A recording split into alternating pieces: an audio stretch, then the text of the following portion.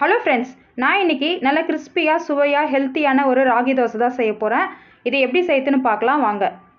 First நம்ம ஒரு பவுல் எடுத்துக்கலாம். மாவெல்லாம் மிக்ஸ் பண்ணுறதுக்கு 1 கப்பு ராகி மாவு போட்டுக்கலாம். இது கூடவே நம்ம ரவையும் சேர்த்துக்கலாம். நல்லா கிறிஸ்பியாக வர்றதுக்கு அரிசி மாவும் சேர்த்துக்கலாம். தேவையான அளவுக்கு உப்பு சேர்த்துக்கலாம். சீரகம் நல்லா டைஜஷன் ஆகும், சீரகம் சேர்த்துக்கலாம். பெருங்காய பொடி சேர்த்துக்கலாம். இது கூடவே நல்லா பொடியாக நறுக்கின ஒரு வெங்காயத்தை சேர்த்துக்கலாம். இஞ்சியை நல்லா பொடியாக கட் பண்ணி போட்டுக்கலாம். பச்சை மிளகாவும் நல்லா பொடியாக கட் பண்ணி போட்டுக்கலாம். கருவேப்பிலையை கொஞ்சமாக கட் பண்ணி போட்டுக்கலாம். கொத்தமல்லி தழையை நல்லா பொடியாக கட் பண்ணி போட்டுக்கலாம். இது எல்லாத்தையும் சேர்த்துட்டு நல்லா மிக்ஸ் பண்ணி விட்டுக்கோங்க. மாவாக இருக்கும்போதே தண்ணி விடாமல் மிக்ஸ் பண்ணிவிட்டு பிறகு நம்ம தண்ணி ஊற்றிக்கலாம். நான் வந்து 1 கப்பு ராகி மாவு எடுத்திருக்கேன், அதனால் வந்து 2.5 கப்பு தண்ணி ஊற்றிக்கலாம், கரெக்டாக இருக்கும்.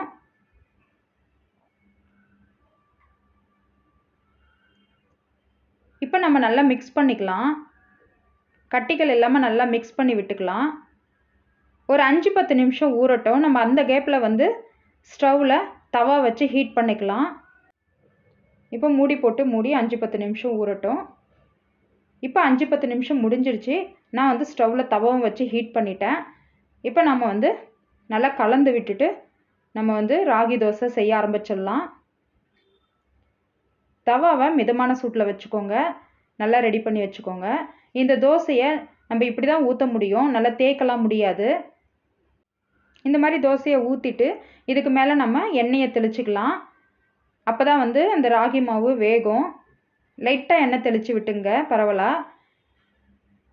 இப்போ நம்ம வந்து தோசையை திருப்பி விட்டுக்கலாம். சூப்பராக வரும் தோசையை திருப்பினா. பாருங்கள், நல்லா தோசை வந்து மெல்லிஸாக இருக்கும், கிறிஸ்பியாகவும் இருக்கும், சூப்பராக சுவையாகவும் இருக்கும். அவ்வளோதான், ரவா தோசை ரெடி ஆகிடுச்சு. இப்போ நம்ம இதை ஒரு பிளேட்டில் சர்வ் பண்ணிக்கலாம். இது கூட நான் வந்து தேங்காய் சட்னியும் தக்காளி சட்னியும் வச்சுருக்கேன். சூப்பராக இருக்கும் இந்த தேங்காய் சட்னி தக்காளி சட்னி. ஆல்ரெடி நான் வீடியோ போட்டிருக்கேன், நம்ம சேனலில் போய்ட்டு நீங்கள் செக் பண்ணிக்கோங்க. இப்போ நம்ம இது எப்படி இருக்குன்னு டேஸ்ட் பண்ணி பார்த்துடலாம். இந்த தோசையை ஒரு முறை ட்ரை பண்ணி பாருங்கள். நீங்கள் திரும்ப திரும்ப செய்வீங்க, அந்த அளவுக்கு ரொம்பவே டேஸ்டியாக இருக்கும்.